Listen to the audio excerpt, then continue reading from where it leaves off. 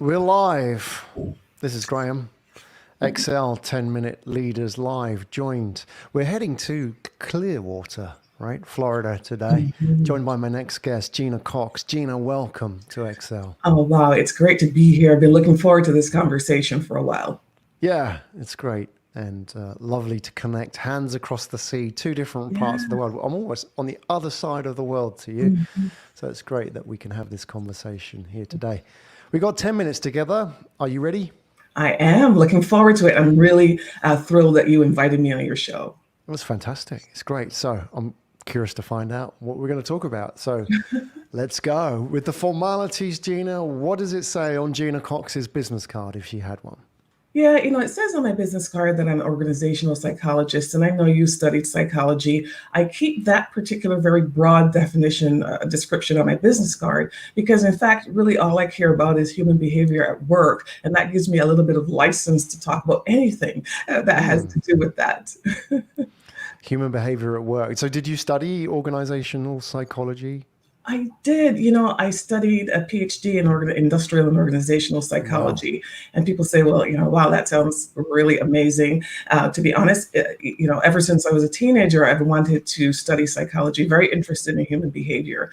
And so when an advisor said to me, you could study this stuff, but really focus on the business environment and learn about sort of the, human behavior under pressure, that seemed really more compelling to me than, let's say, clinical. And off, and running I went. Wow. That's great. Dr. Cox, then. Is that right? Yeah, Yeah. I We always could say have if you it. call me doctor, then you have to give me a really big check. Yeah, exactly. Well, still, the thing is that now it seems that organizational psychology in its many different incarnations, now everybody's thinking of the subjects that really are top of the agenda now really are in your ballpark. We're talking about, people are talking about mental wellness at work, people are talking about inclusion, people are talking about diversity, authenticity. These are all subjects that I know they've been around forever, but in the public debate of work and organizational culture, these have only really come up in the last few years, haven't they? So I guess you're finding that it must be an interesting time for you because people are much more receptive to talking about psychology and how people feel and how we make other people feel at work, right? Yeah, it's an interesting thing because, of course, just because I've been passionate about this forever doesn't mean everybody else was. In fact, in the business environment, one of the things that drives me absolutely bonkers is when I hear people talking about soft skills. And for my entire Mm, career, I've heard that expression, which whenever I hear someone say that, I interpret that to mean that they think that the work, the tasks, the production is more important than the human element of that whole enterprise. So at this point in time, I think people are noticing that, especially because of the pandemic and the way that all of our lives have been disrupted, it's pretty obvious that we don't get to accomplish anything and make any profits if we don't put the human in the middle. So yes, it's given me a little bit more opportunity to make it very, mm. very clear that this is the area in which leaders should focus. When you talk to leaders about your craft, what you have studied and what you talk about, what do people tend to get wrong? Because I imagine there's a lot of misconceptions about organizational psychology and diversity and leadership even, and all those kind of issues now. People maybe just take the superficial aspects of it as well. What are typically some of those mistakes that people make when they think about what you do? Yeah, I think the biggest mistake that people make when they hear the word psychology is, maybe they think I'm going to ask them, do you love your mother? And I do care if you love your mother, because maybe that might make you a person who's generally happier. But what organizational behavior, organizational psychology is really about is for me to have you answer the question, what does it feel like to work here? And what does it feel Mm, like to do business with you? Because if I talk to your customers and if I talk to your employees, I pretty much know exactly what's going on in this company, whether you talk about it or not. So that's one thing that I say to people that kind of gets their attention because they realize, oh, you are truly talking about the experience that every person who interacts with us has. And as the leader, I certainly have some impact on that. Another thing that I would say is that whenever I have the opportunity to talk about work that has to do with inclusion, and I do Mm, focus specifically on helping leaders to really understand what are the things that they can do to build those kinds of environments I was just talking about. So when I talk about inclusion, people want to put the word diversity onto that and say diversity and inclusion. But mm, diversity is sort of about representation and numbers and that sort of thing, which is certainly important.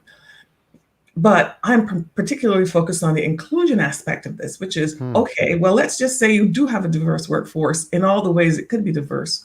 What experience are they having? mm, Because really, diversity and inclusion is really only about one thing, and that is effective leadership. mm.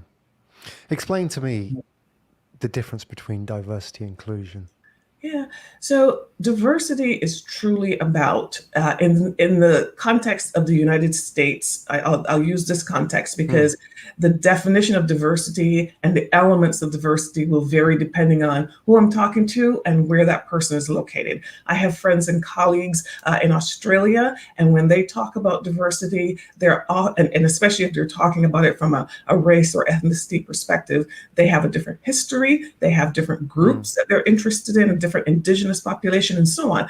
But regardless of whether we're talking about race, ethnicity, gender, LGBTQIA status, age, or neurodiversity, and all of the different ways that we vary, because mm, humans vary, diversity is really about, are those variables, all those variations, are they represented in a workforce, let's say, to the extent that you would expect them to be given how they are represented in the broader population? So in the US context, so diversity, that's what that's about.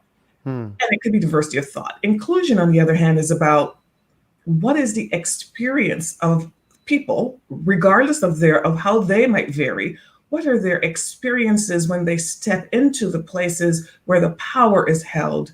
Are they given access, mm. opportunity, and made to feel respected and as if, they are truly welcome in that situation?